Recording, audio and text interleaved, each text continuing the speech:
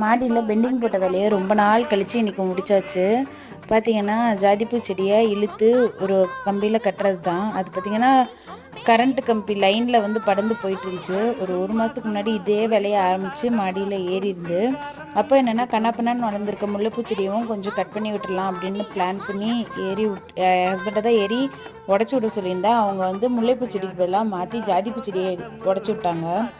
தெரியாம தான் பண்ணாங்க. இருந்தாலும் இந்த செடியோட ஓனர் நான் இருக்கிறப்பயே எப்படி என் செடியெல்லாம் உடைப்பீங்க அப்படின்ற ஒரு ஒரு கோவம் வீராப்புன்னு சொல்லிக்கலான்னு வைங்களேன். என் ஹஸ்பண்ட் வந்து இதுக்கு மேலே நீங்கள் செடியே தொடக்கூடாது, செடி பக்கமே வரக்கூடாதுன்னு கண்ணாப்பின்னு கத்தி விட்டுட்டேன். திரும்ப இன்னைக்கு கூப்பிட்டு எங்கள் அதை கொஞ்சம் கட்டி கொடுங்களேன் அப்படின்னு கட்டி கொடுத்துட்டாங்க.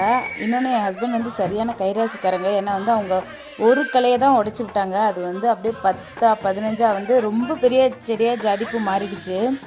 இருந்தாலும் நம்மளுக்கு அந்த ப்ரெஸ்டீஜ்ன்ற ஒன்று மட்டும் இறங்கி போகவே மாட்டேங்குது.